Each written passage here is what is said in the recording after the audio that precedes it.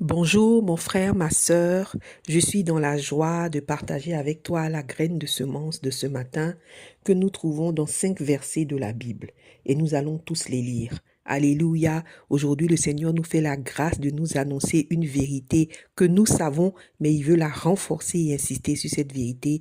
Alors nous allons lire beaucoup de passages. Les 5 versets de la graine de semence de ce matin se trouvent. Premier, dans le livre de Psaume chapitre 12, verset 9. Les méchants se promènent de toutes parts quand la bassesse règne parmi les hommes. Amen. Verset 2. Proverbe chapitre 14, le verset 11. La maison des méchants sera détruite, mais la tente des hommes droits fleurira. Amen. Troisième passage, Proverbe chapitre 14, verset 19. Les mauvais s'inclinent devant les bons, et les méchants s'inclinent aux portes des justes. Amen. Le quatrième passage dans le livre de Proverbes chapitre 14, verset 32. Le méchant est renversé par sa méchanceté, mais le juste trouve un refuge même en sa mort. Amen. Et le dernier passage, nous le trouvons dans le livre de Psaume, le chapitre 9, le verset 17. L'Éternel se montre, il fait justice, il enlace le méchant dans l'œuvre de ses mains. Au nom puissant de Jésus. Amen. Amen. Mes frères, mes sœurs, dans ces passages que nous venons de lire, nous nous rendons compte que le Seigneur nous fait part de vérité. Ou alors on peut les appeler des constats divins. Quand le Seigneur fait comme ça un constat divin, que ce soit par la bouche donc du proverbe ou par la bouche du psalmiste ou de toute autre personne à qui il le révèle, ce constat-là est une vérité fondamentale qu'il établit.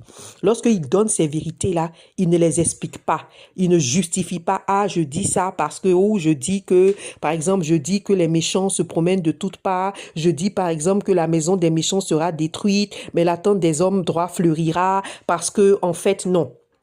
Lorsque le Seigneur partage des vérités de ce type, et il en a partage beaucoup dans les psaumes, dans les proverbes et dans toute la parole, en fait, il fait une déclaration, il fait un constat divin, il révèle une vérité et il n'y a pas de justification, il n'y a pas d'explication, c'est la vérité. Si tu veux, tu la prends et tu crois. Si tu ne veux pas, tu n'y crois pas. Mais ce qui est sûr, cette vérité, comme toute parole du sort de la bouche de l'Éternel, va venir et tu vas la voir s'accomplir, non seulement dans ta vie, mais dans la vie de ce monde. Alléluia. Donc, dans les versets que nous venons de lire, il y a une vérité commune que le Seigneur est en train de dire. Premièrement, il dit que quand la bassesse règne parmi les hommes, les méchants se promènent de toutes parts.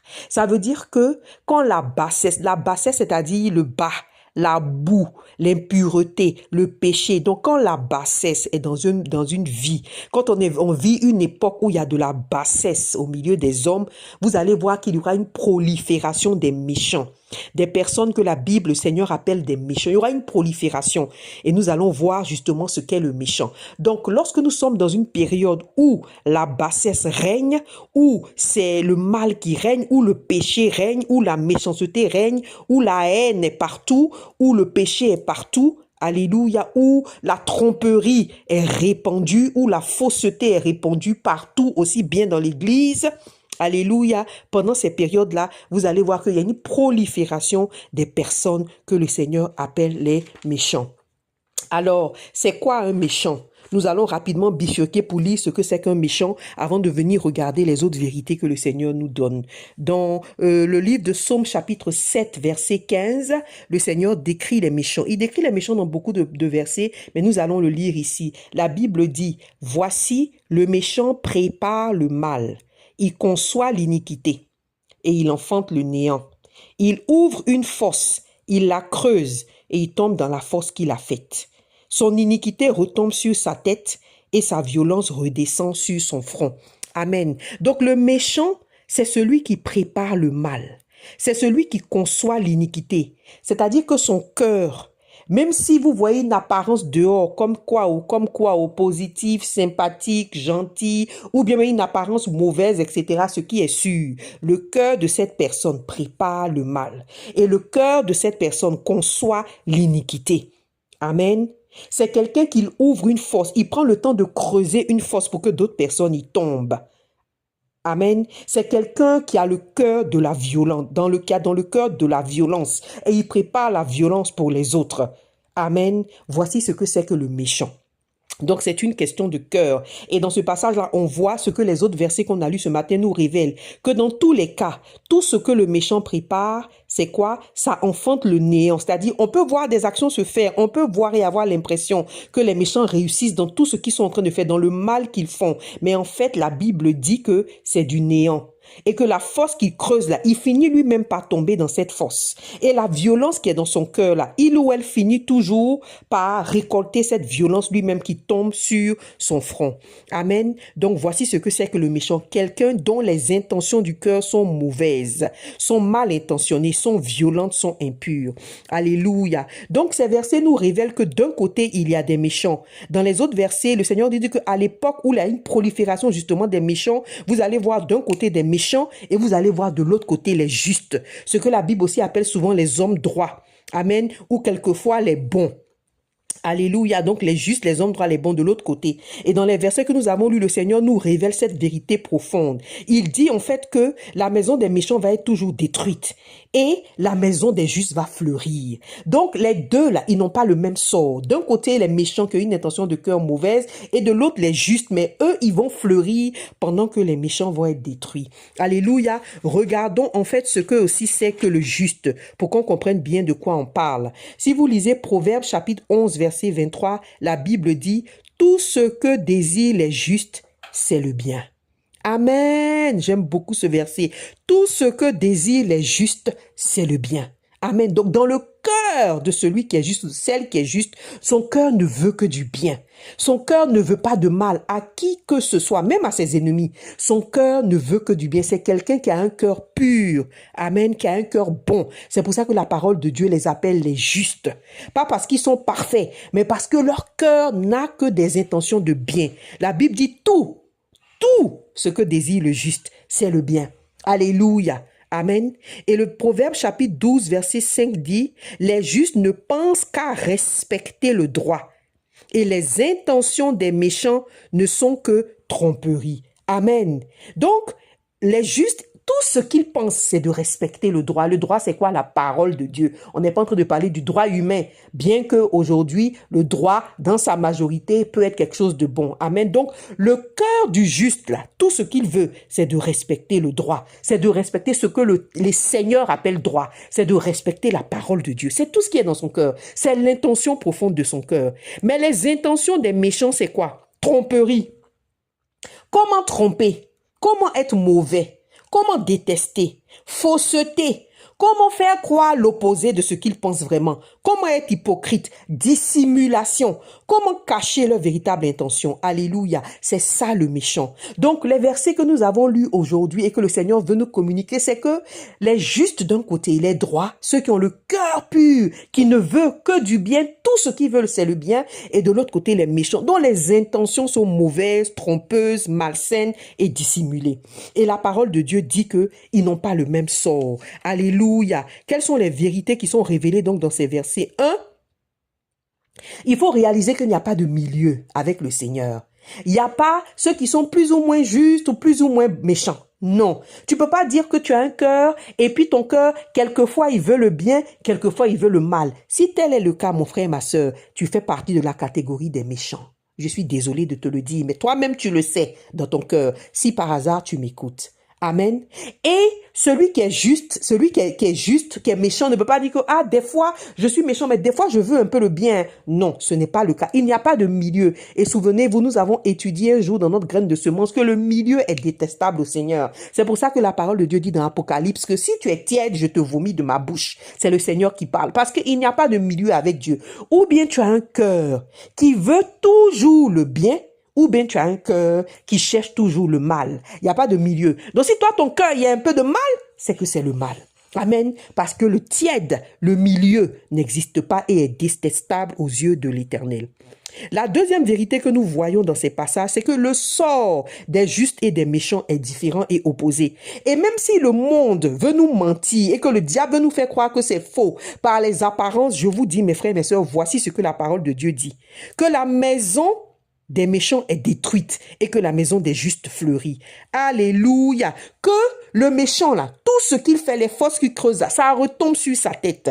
Qu'il s'en lasse lui-même dans ce qu'il fait de mal. Ça veut dire que il peut avoir du temps qui passe et puis tu peux avoir l'impression que le méchant fleurit. Mais c'est la vérité de la parole de Dieu qui est vraie. Un jour viendra où le sort final, ce sera la destruction, le sort final du méchant. Et le sort final du juste, ce sera la floraison, l'épanouissement et la paix. Mes frères, mes sœurs, regardez l'histoire de ce monde. Depuis l'histoire qu'on connaît, depuis l'histoire qu'on connaît. Il faut lire tout ce que tu veux. Depuis les temps anciens, depuis les temps sous l'Égypte, les temps où il y avait pas encore, depuis tous ces temps-là, en passant par vraiment les temps féodaux, tous ces moments jusqu'à aujourd'hui, mes frères, mes sœurs, dites-moi s'il y a un méchant qui n'a pas péri. Mes frères, mes sœurs, ils périssent tous. C'est le destin des méchants. Ils périssent tous. Et la parole de Dieu même ici nous a dit que mais le juste, il va toujours trouver un refuge et toujours être délivré. Même dans sa mort. Ça veut dire que même quand le juste va mourir, là, c'est un refuge. Alléluia. Parce que le Seigneur peut-être l'aura décidé à ce moment-là. Mais le sort des méchants est toujours la destruction. Ils périssent toujours. Parce qu'en fait, ce n'est même pas que Dieu, c'est vrai, l'Éternel est un juste juge et il les rétribue. Amen. Mais avant même que le Seigneur même les rétribue, là, les actions même du méchant, c'est ce que nous avons lu dans cette parole. Les actions du méchant même tombent sur leur propre tête. C'est-à-dire ça, quand ils lancent là, ça va en haut, ça retombe forcément sur leur tête parce que leurs actions sont lourdes de méchanceté et de violence. Alléluia. Donc leurs sorts sont opposés. Amen. Voici une autre vérité qu'il faut, mon frère, ma sœur, que tu mettes dans ton cœur et que tu sois en paix parce que le Seigneur a voulu aujourd'hui te communiquer cette parole. Pendant que je priais, il m'a dit, dis à mes enfants que le méchant périt toujours et le juste est toujours délivré. Alléluia. La troisième vérité que nous voyons ici, c'est que les positionnements des justes et des méchants sont différents. Il y a un qui est en haut, il y a un qui est en bas. Même si le diable te ment parce que tu vois, c'est une apparence. Parce que la parole de Dieu dit que les mauvais s'inclinent devant les bons. Et que les méchants s'inclinent aux portes des justes. C'est-à-dire que le méchant, il va toujours arriver un moment où il va s'incliner. À la fin, il va s'incliner devant le juste. Amen. Alléluia, parce que c'est ça la vérité de la parole. Regardez maintenant toute l'histoire de Dieu avec les hommes, depuis la création du monde dans la Genèse jusqu'à l'Apocalypse, en passant par tous ces mauvais, tous ces gens qui ont voulu jouer ce rôle de mauvais là, que le diable leur a accordé. Mes frères, mes sœurs, dites-moi quand est-ce qu'un méchant n'est pas venu s'incliner? Alléluia. Même le diable lui-même, le plus grand des méchants, le premier, il s'incline devant le juste Jésus-Christ. Alléluia. Et par ricochet devant toi et moi, si tant est que tu es celui qui a choisi Jésus-Christ et qui persévère dans la marche de cœur pur que le Seigneur Jésus-Christ t'a montré.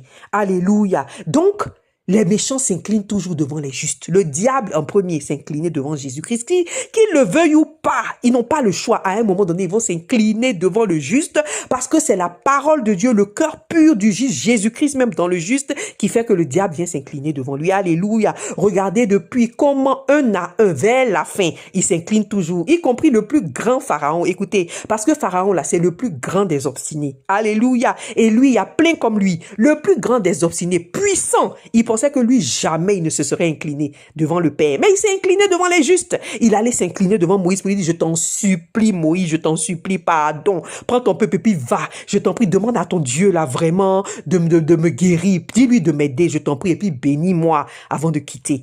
Alléluia! Mes frères, mes sœurs, le méchant s'incline toujours devant le juste. Ça va prendre du temps que ça va prendre parce que nous vivons dans le temps et l'Éternel vit hors du temps. Donc lui, il compte pas le temps. Donc souvent, sur cette terre, on peut avoir l'impression que c'est faux. Mais regarde, fais un petit recul, mon frère, ma soeur, puis attends seulement. Assieds-toi dans la salle de spectacle et puis assieds-toi tranquillement et attends seulement. Tu vas voir, le méchant s'incline toujours devant le juste, mes frères, mes sœurs. Et je me souviens de ce verset dans Apocalypse chapitre 3, verset 19, où l'Éternel parlait à l'église de Laodicée et lui a dit, le jour viendra ou ceux qui se disent de la synagogue de Satan, mais qui ne le sont pas là. Les hypocrites qui font croire qu'ils sont de la synagogue de Satan, souvent même du corps de Christ et qui ne le sont pas là. Je te dis, mon fils, ma fille, ils viendront se prosterner devant toi et reconnaître que je t'ai aimé. Amen. Le Seigneur parlait ici à un juste et il lui a dit ça pour le réconforter. Parce que plutôt il décrivait comment est-ce que cette église-là a souffert devant les œuvres du diable. Et il lui disait, ne t'inquiète pas. Je te dis, mon fils, ma fille, Apocalypse 3, verset 19. Et je te rappelle, ma fille, mon fils, ma fille, que ils viendront se prosterner devant toi et reconnaître que je t'ai aimé.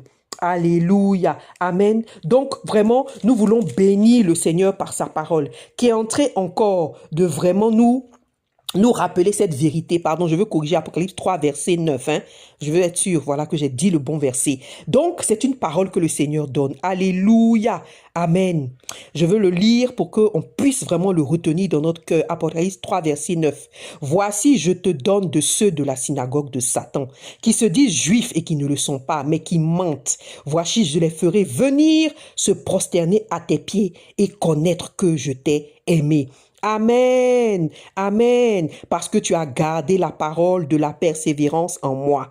Je te garderai aussi à l'heure de la tentation qui va venir sur le monde entier pour éprouver les habitants de la terre. Alléluia. Donc, juste pour vous confirmer ce que ces versets nous ont dit, que ces deux-là, méchants d'un côté et juste d'un côté, ils n'ont pas le même positionnement. Il y a un qui est en bas et l'autre est en haut, au nom puissant de Jésus-Christ. Et cette dernière vérité que je veux vous partager, c'est que le juste est toujours sauvé, délivré. Amen, jamais vaincu. Et que le méchant, il reçoit toujours les conséquences de ses actes. En fait, tous les deux là récoltent les conséquences de leurs actes, les conséquences de leur cœur. Pendant que le juste récolte la grâce, la liberté, l'épanouissement, la délivrance à cause de son cœur, le méchant récolte seulement ce qu'il a semé parce que cela retombe sur sa tête. C'est l'Éternel qui est le défenseur, le protecteur. Et la Bible dit ici qu'il est un juste juge. Donc, il vient et il rétribue le méchant. Alléluia. Amen. Pour pouvoir montrer que il est du côté des justes.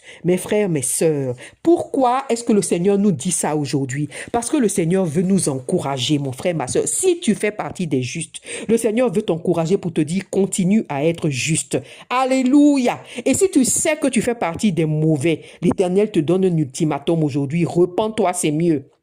Alléluia. Parce que le moment où le Seigneur se lève là pour venir défendre le juste, il arrive toujours. Il se lève et il vient défendre. Et les choses changent, les situations basculent et les situations s'inversent. Donc mon frère, ma sœur, si tu es juste et que tu sers le Seigneur, continue. Et si tu es mauvais, je ne peux pas te dire mon frère, ma sœur, parce que tu ne l'es pas. Alléluia. Parce que nous avons choisi Jésus-Christ. Alors choisissons le bon côté. Il n'y a que deux côtés sur cette terre. Le côté des justes, ceux qui ont choisi Jésus-Christ, la parole de la vérité et qui persévèrent dans la marche avec Jésus-Christ, et le côté des mauvais. Alors choisis le bon côté. Amen. Je veux terminer avec ce passage-là qui dit de Deutéronome chapitre 30 à partir du verset 15. C'est une parole que Moïse a dite au peuple d'Israël. Alléluia. Il leur a dit, au moment où il était en train de mourir, parce qu'il savait qu'il partait, et il a voulu leur donner un dernier avertissement et un dernier conseil. Il a dit, Deutéronome 30:15, « Voici, je mets aujourd'hui devant toi la vie et le bien, la mort et le mal.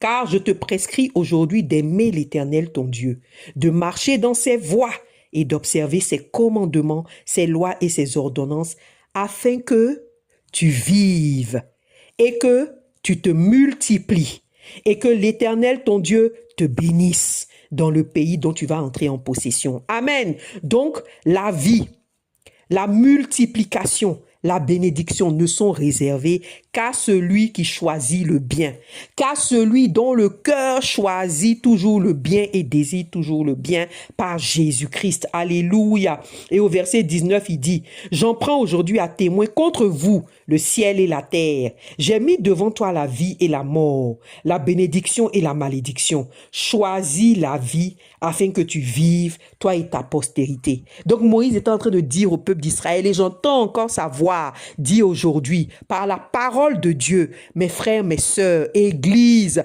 nation, choisissons la vie. Choisis le bon côté. Parce que l'autre côté, là, c'est le côté de la mort. Il ne faut absolument pas se leurrer. Je vous dis la vérité, mes frères, mes sœurs. La colère de l'Éternel, là, on ne veut pas la goûter. Elle n'est pas supportable par l'être humain et elle est trop forte. Et la saison à laquelle le Seigneur se lève pour renverser la situation physique et montrer la réalité spirituelle, qui est que c'est le juste, c'est le sang de Jésus, c'est la pureté qui triomphe toujours là. Ce temps est là et l'Éternel est en train de se lever pour le faire. Donc c'est un moment de repentance. Si tu avais connu Jésus-Christ et que tu t'es éloigné, que tu es retourné à ton vomissement comme le chien, et que tu es allé manger ce que tu avais laissé, tu es allé goûter à la mort, c'est le moment de te repentir. Parce que ce que le Seigneur veut, c'est que tout le monde soit sauvé, mon frère, ma sœur. Mais si tu fais partie des justes, si tu fais partie des saints, continue de marcher dans la voie que l'Éternel a tracée devant toi, dans la voie du bien du cœur, dans la voie de la justice, de l'amour pour le prochain, au nom puissant de Jésus-Christ. Parce que l'autre côté, là, vous allez forcément périr. Et ce côté-ci, vous allez forcément vivre. Alléluia! L'autre côté des méchants, ils vont forcément périr. Et ce côté-ci des justes, nous allons forcément vivre. Alors choisissons le bon côté, mes frères, mes sœurs. Alléluia. Et ne nous leurrons pas. Aujourd'hui, le Seigneur veut encourager ses élus pour dire que même si nous vivons dans un monde difficile où la bassesse règne, l'Éternel est toujours là. Et le moment de se lever pour se tenir du côté du juste. Alléluia. Et faire récolter aux méchants ce qui est. Ce moment est là. Amen. C'est le temps de choisir notre camp, amen, celui du bien, afin de communiquer le bien à tout notre environnement. Et si vous choisissez celui du mal, c'est la mort et c'est la destruction. Que le nom du Seigneur soit béni, mon frère, ma sœur, et que le Saint-Esprit puisse vraiment aujourd'hui circuler dans les cœurs tout le long de la journée, parler à ton âme au nom puissant de Jésus, te fortifier dans la voie de la justice que tu as choisie, pour que tu saches que le moment viendra où le juste viendra s'incliner devant Jésus-Christ en toi. Alléluia. T'encourager pour dire que ce que tu vois souvent, c'est un mirage parce que le moment vient où le juste sera délivré. Alléluia. Et à tous les autres qui ont choisi le mal, la tromperie, la fausseté, la dissimulation, la haine, oh le jugement, oh le mépris des autres, à vous, choisissez la vie. Décidez de sortir de là. Le Seigneur a toujours les bras tendus. Mais je vous dis la vérité, la fin sera terrible. La fin que Dieu prépare sera terrible pour les méchants. Et elle vient, elle est là. Que le nom du Seigneur soit béni au nom puissant de Jésus. Amen.